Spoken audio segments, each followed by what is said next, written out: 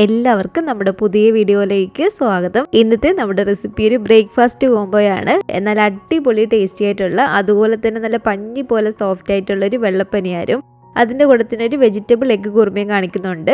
ഇത് രണ്ടും നല്ല സൂപ്പർ കോംബോയാണ്. അതുപോലെ തന്നെ ഉണ്ടാക്കിയെടുക്കാനാണെങ്കിലും ഈസിയാണ്.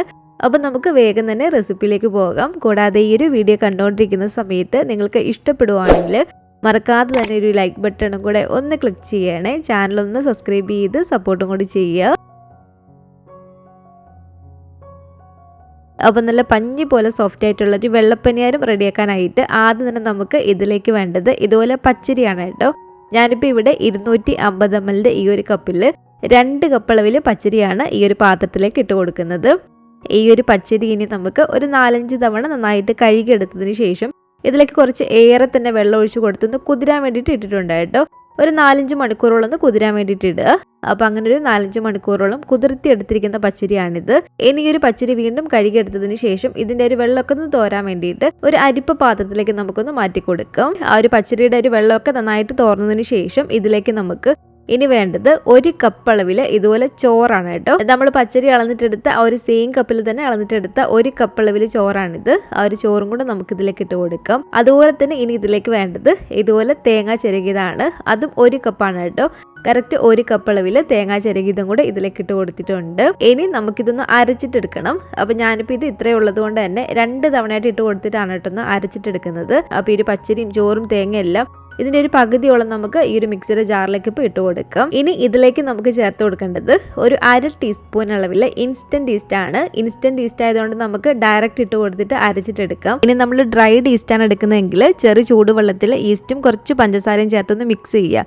എന്നിട്ട് നന്നായിട്ട് ഒരു ഈസ്റ്റ് ഒന്ന് പൊങ്ങി വന്നതിന് ശേഷം ആ ഒരു മിക്സ് വേണം ഇതിലേക്ക് നമ്മൾ ഒഴിച്ചു കൊടുക്കാൻ വേണ്ടിയിട്ട്. ഇതുപോലെ ഇൻസ്റ്റൻറ്റ് ഈസ്റ്റ് ആണെങ്കിൽ നമുക്ക് ഡയറക്റ്റ് ഇട്ട് കൊടുക്കാം. അതുപോലെ തന്നെ 1 ടേബിൾ സ്പൂൺ അളവിൽ പഞ്ചസാരയും അതേ അളവിൽ തന്നെ 1 ടേബിൾ സ്പൂൺ അളവിൽ വെളിച്ചെണ്ണയും കൂടി ചേർത്ത് കൊടുക്കുകയാണ്. ഇതിലേക്ക് നമുക്ക് നമ്മളൊരു പച്ചരി അളന്നിട്ടെടുത്ത ഒരു കപ്പിൽ തന്നെ 1 കപ്പ് അളവിൽ വെള്ളം ചേർത്ത് കൊടുക്കാം. എന്നിട്ട് നല്ല ഫൈനായിട്ട് ഇതുപോലെ ഒന്ന് അരച്ചിട്ടെടുക്കുക. നന്നായിട്ട് ഇതുപോലെ ഫൈനായിട്ട് അരച്ചെടുത്തതിന് ശേഷം ഇതുപോലെ മറ്റൊരു പാത്രത്തിലേക്ക് ഞാനൊന്ന് ഒഴിച്ചു കൊടുത്തിട്ടുണ്ട്. ബാക്കിയുള്ളൊരു പച്ചരിയും ചോറും തേങ്ങയൊക്കെ ഇല്ലേ, അത് മുഴുവനായിട്ട് തന്നെ ഈ ഒരു മിക്സിയുടെ ജാറിലേക്ക് ഇട്ട് കൊടുത്തിട്ടുണ്ട്. ഇനി ഇതിലേക്ക് നമുക്കൊരു 1/4 കപ്പ് അളവിൽ വെള്ളമാണ് കേട്ടോ ചേർത്ത് കൊടുക്കേണ്ടത്.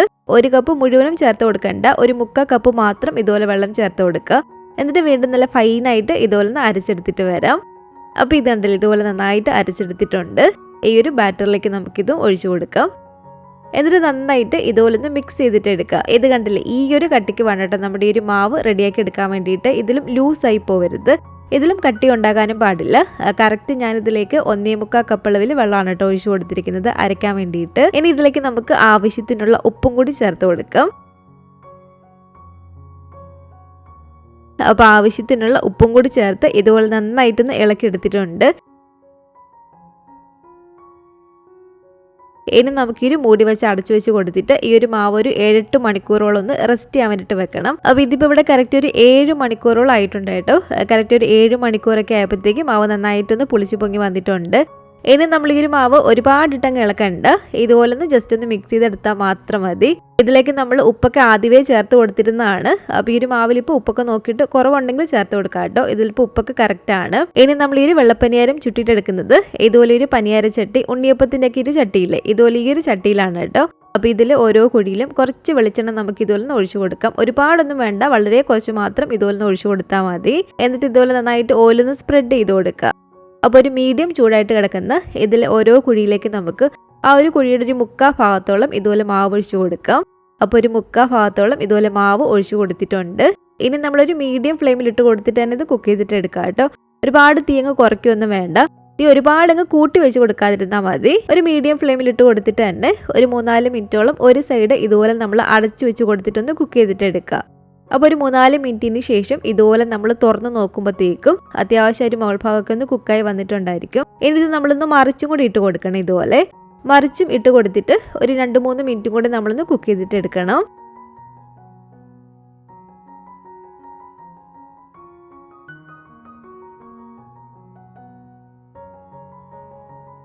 അപ്പോൾ ഇത് കണ്ടില്ലേ, ഇതെല്ലാം ഇവിടെ റെഡി ആയിട്ടുണ്ട്. ഇതിന് നമുക്ക് ഓരോന്നും എടുത്ത് മാറ്റിയേക്കാം. അപ്പം നമ്മുടെ ഒരു വെള്ളപ്പനിയാരം എല്ലാം തന്നെ ഞാനിപ്പോൾ ഇവിടെ റെഡിയാക്കി എടുത്തിട്ടുണ്ട്. അപ്പോൾ ഇത്രയേ ഉള്ളൂ, വളരെ സിമ്പിളായിട്ട് നമുക്ക് ചെയ്തിട്ടെടുക്കാൻ പറ്റിയ ഒരു ബ്രേക്ക്ഫാസ്റ്റ് ഐറ്റമാണ്. അതുപോലെ തന്നെ നല്ല അടിപൊളി ടേസ്റ്റുമാണ് കേട്ടോ.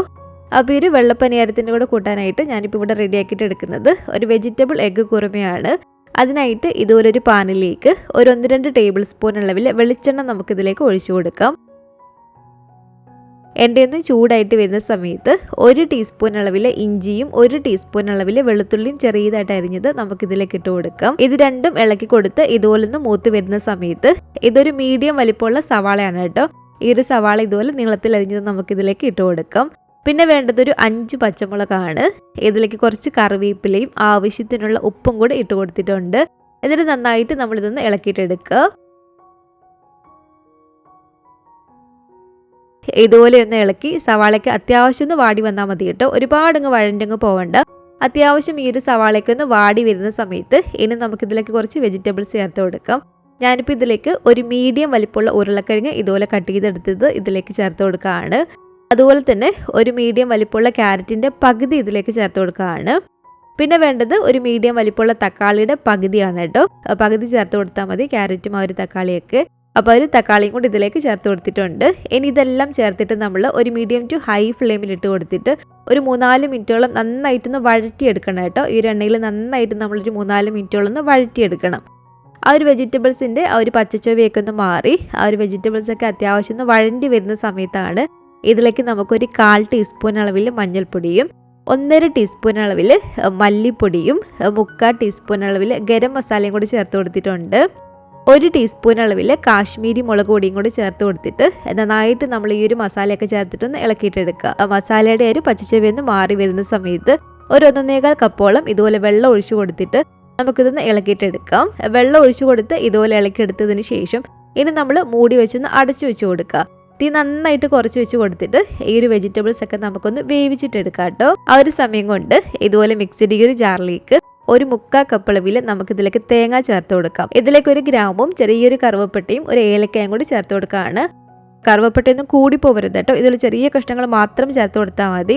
കൂടി പോയിട്ടുണ്ടെങ്കിൽ ഇതിൻ്റെ ഒരു കുത്തലുണ്ടാവും. അതുപോലെ തന്നെ ഒരു 1/2 ടീസ്പൂൺ അളവിൽ പെരിഞ്ചീരകവും 1/4 ടീസ്പൂൺ അളവിൽ മുഴുവനായിട്ടുള്ള കുരുമുളകും കൂടെ ചേർത്ത് കൊടുത്തിട്ടുണ്ട്. കുറച്ച് വെള്ളം കൂടി ഇതിലേക്ക് ഒഴിച്ചു കൊടുത്തിട്ട് നല്ല ഫൈനായിട്ട് നമ്മളിതൊന്ന് അരച്ചിട്ടെടുക്കണം. അപ്പോൾ ഇതിപ്പോൾ ഒരു വെള്ളമൊക്കെ വറ്റി ആ ഒരു വെജിറ്റബിൾസ് ഒക്കെ ആണെങ്കിലും നന്നായിട്ട് നമുക്കൊന്ന് വെന്ത് കിട്ടിയിട്ടുണ്ട്. ഇനി നമ്മൾ അത്യാവശ്യം ഒരു വെജിറ്റബിൾസ് ഒക്കെ ഒന്ന് ഉടച്ചിട്ടെടുക്കണം. നന്നായിട്ട് ഉടച്ചിട്ടെടുക്കണമെങ്കിൽ അങ്ങനെ ഉടച്ചിട്ടെടുക്കാം. അപ്പോൾ അത്യാവശ്യം നമ്മൾ ഒരു വെജിറ്റബിൾസ് ഒക്കെ ഒന്ന് ഉടച്ചെടുത്തതിന് ശേഷം നമ്മളിപ്പോൾ അരച്ചെടുത്ത് വെച്ചിരിക്കുന്ന ഒരു തേങ്ങയുടെ ഒരു കൂട്ടില്ലേ അത് ഇതിലേക്ക് മുഴുവനായിട്ട് ഒഴിച്ചു കൊടുക്കുക.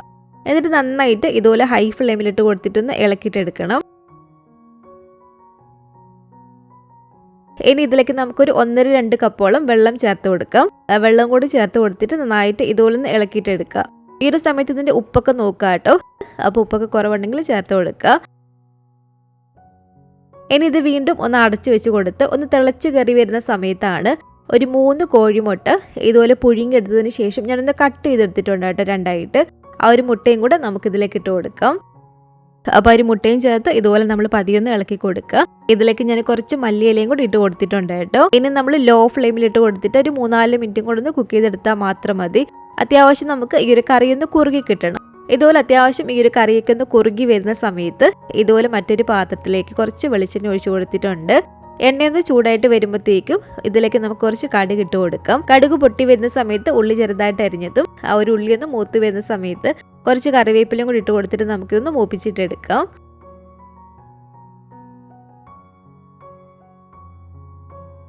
ശേഷം ഇതിലേക്ക് നമുക്ക് ഒഴിച്ചു കൊടുക്കാം. എന്നിട്ട് നന്നായിട്ട് വീണ്ടും ഒന്ന് ഇളക്കിയിട്ടെടുക്കാം. അപ്പോൾ ഇത് കണ്ടില്ലേ, ഇത്രയേ ഉള്ളൂ. നല്ല അടിപൊളി ടേസ്റ്റി ആയിട്ടുള്ള വെജിറ്റബിൾ എഗ്ഗ് കുറുമ ഇവിടെ റെഡി ആയിട്ടുണ്ട്. നല്ല ചൂടോട് കൂടിയിട്ട് തന്നെ നമ്മുടെ ഒരു വെള്ളപ്പനിയാരത്തിൻ്റെ കൂടെ ഇത് സെർവ് ചെയ്യാവുന്നതാണ്. ഈ ഒരു വെള്ളപ്പനിയാരം ഈ ഒരു വെജിറ്റബിൾ എഗ്ഗ് കുറുമയും നല്ല അടിപൊളി ഒരു കോംബോ ആണ് കേട്ടോ. അതുപോലെ തന്നെ ഈ ഒരു വെള്ളപ്പനിയാരത്തിൻ്റെ കൂടെ ബീഫ് കറിയും ചിക്കൻ കറിയും എല്ലാം നല്ല ടേസ്റ്റാണ് കേട്ടോ. അടിപൊളിയാണ് കഴിക്കാൻ വേണ്ടിയിട്ട്. നമ്മൾ സാധാരണ പാലപ്പത്തിൻ്റെയൊക്കെ ഒരു മാവ് റെഡിയാക്കുന്ന പോലെ തന്നെയാണ് വെള്ളപ്പനിയാരത്തിൻ്റെ ഒരു മാവ് റെഡിയാക്കുന്നത്. എന്നാൽ നമ്മളൊരു പനിയാരം കല്ലിൽ ഇതുപോലെ റൗണ്ടാക്കി ചുട്ടെടുത്ത് കഴിയുമ്പോഴത്തേക്കും നല്ല ടേസ്റ്റാണ് കേട്ടോ. ഒരു വെറൈറ്റി ആയിട്ട് നമുക്ക് കഴിക്കാൻ പറ്റിയ ഒരു ബ്രേക്ക്ഫാസ്റ്റ് തന്നെയാണ്. അപ്പോൾ ഇതുപോലെ നിങ്ങളൊരു വെള്ളപ്പനിയാരം ഉണ്ടാക്കി നോക്കിയിട്ടില്ലെങ്കിൽ തീർച്ചയായിട്ടും ഒന്ന് ഉണ്ടാക്കി നോക്കുക കേട്ടോ. നിങ്ങൾക്ക് ഇഷ്ടമുള്ള കറിയുടെ കൂടെ ഇത് സെർവ് ചെയ്യാവുന്നതാണ്. അപ്പോൾ ഇതുപോലെ നിങ്ങൾ ഉണ്ടാക്കി നോക്കുകയാണെങ്കിൽ നിങ്ങളുടെ അഭിപ്രായങ്ങളൊക്കെ മറക്കാതെ തന്നെ നമ്മുടെ കമൻറ്റ് ബോക്സിൽ ഒന്ന് വന്നറിയിക്കുക. അതുപോലെ തന്നെ ഈ ഒരു വീഡിയോ ഇഷ്ടപ്പെട്ടെങ്കിൽ മറക്കാതെ തന്നെ ഒരു ലൈക്ക് ബട്ടണും കൂടെ ഒന്ന് ക്ലിക്ക് ചെയ്യണേ. നിങ്ങളുടെ ഫാമിലിയും ഫ്രണ്ട്സും ഒക്കെ ആയിട്ട് നമ്മുടെ ഈ ഒരു വീഡിയോ ഒന്ന് ഷെയർ ചെയ്ത് കൊടുക്കുക. പുതിയതായിട്ട് ഈ ഒരു ചാനൽ ആരെങ്കിലും കാണുന്നുണ്ടെങ്കിലും ഇതുവരെയായിട്ടും ഈ ഒരു ചാനൽ സബ്സ്ക്രൈബ് ചെയ്തിട്ടില്ലെങ്കിലും താഴെ കാണുന്ന ആ ഒരു റെഡ് സബ്സ്ക്രൈബ് ബട്ടണും കൂടി ഒന്ന് പ്രസ് ചെയ്ത് സപ്പോർട്ട് ചെയ്യണേ. കൂട്ടത്തിൽ കാണുന്ന ബെല്ലൈക്കണും കൂടെ ഒന്ന് ക്ലിക്ക് ചെയ്ത് അതിൽ ഓൾ എന്നൊരു ഓപ്ഷൻ തന്നെ കൊടുക്കുകയാണെങ്കിൽ ഞാൻ പുതിയ റെസിപ്പികളൊക്കെ ഇടുന്ന സമയത്ത് നിങ്ങൾക്ക് അതിൻ്റെ നോട്ടിഫിക്കേഷൻ കിട്ടുന്നതായിരിക്കും. ഇൻഷാ അല്ലാഹ് വീണ്ടും നമുക്ക് ഇതുപോലെ നല്ലൊരു റെസിപ്പി ആയിട്ട് കാണാം.